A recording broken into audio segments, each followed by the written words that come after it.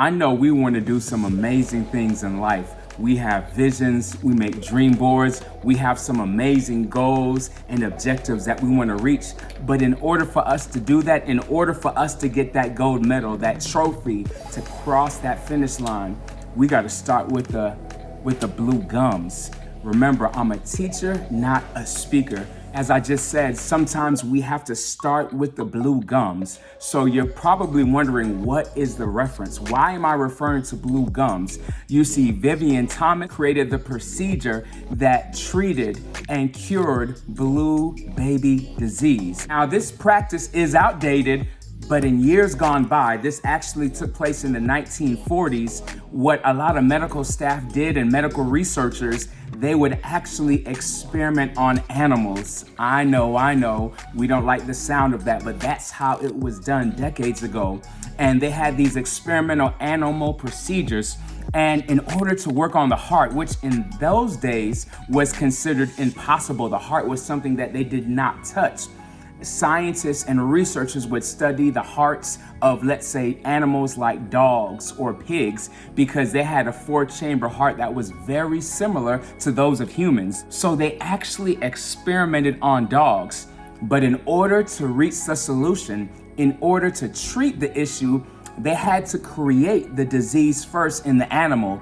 That within itself, being able to recreate cyanotic heart disease in an animal is not as easy as we even think it sounds. Reason a baby turns blue, it has to do with the amount of oxygen that travels through the blood. And whenever that amount of oxygen is reduced, it causes the baby to have a blue complexion. In order for that to be recreated within a dog, Vivian Thomas had to put in hours and hours of time in the lab.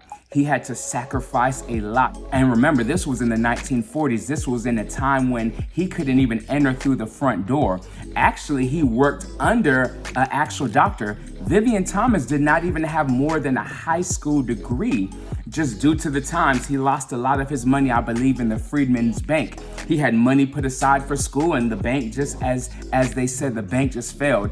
And everyone who had put money into that bank lost their money, so he wasn't able to pay to go to school. However, he was very skilled. He understood the opportunities that he had working even alongside this other doctor. Now, some people may actually debate and say that this other doctor took credit for what Vivian Thomas did. However, I do love the fact that history really gives him his flowers.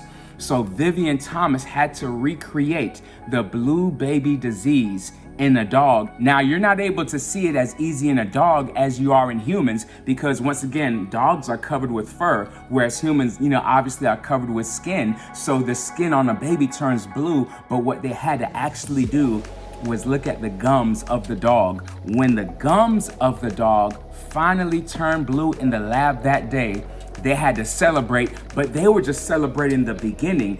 They were just able to create the disease in the animal, and then the real battle starts. The real journey started.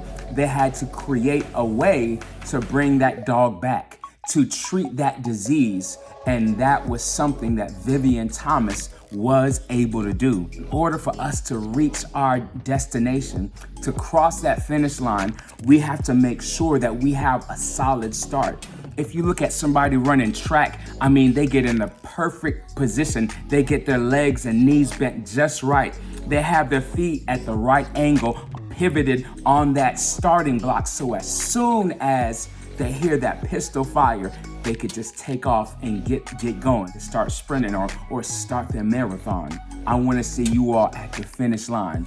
But just know, in order to cross that finish line, we have to have a solid start.